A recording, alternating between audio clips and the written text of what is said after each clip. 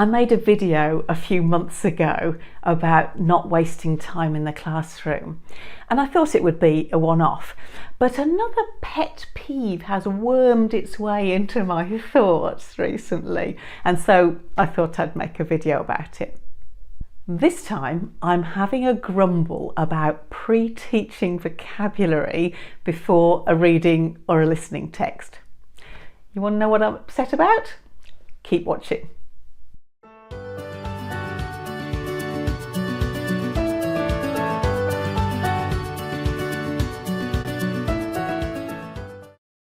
I'm Jo Gakonga. I'm a language teacher, I'm a teacher educator, a CELTA trainer and assessor, and I've got a website at elttraining.com. So if what I say here speaks to you, then go and check out my other work there. Okay, I see this so often with trainee and novice teachers on teaching observations.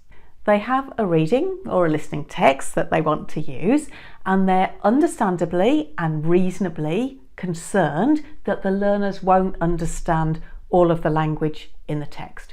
So they explain it to them all at length before they ask them to read or listen.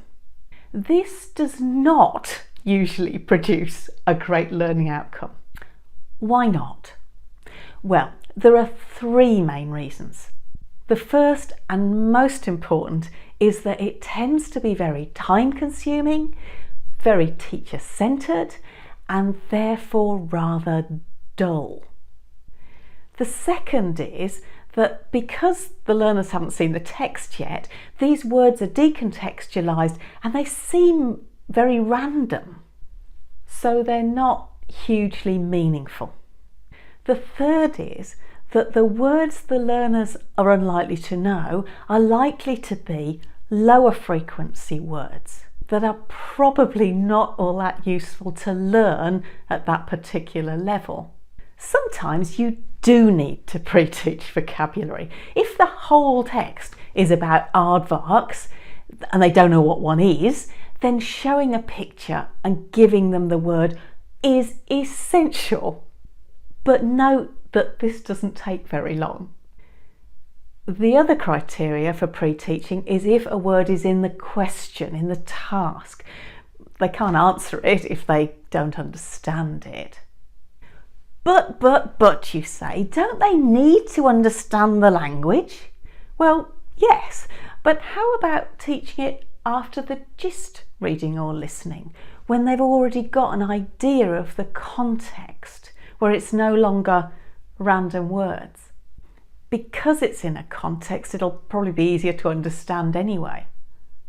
Even when you teach vocabulary that you think is going to be problematic, it's worth considering why you're teaching it and how much detail you need to go into.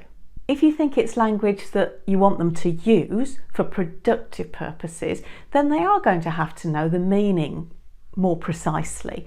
They're going to have to know any problematic things with form, like dependent prepositions or irregular past tenses, that kind of thing.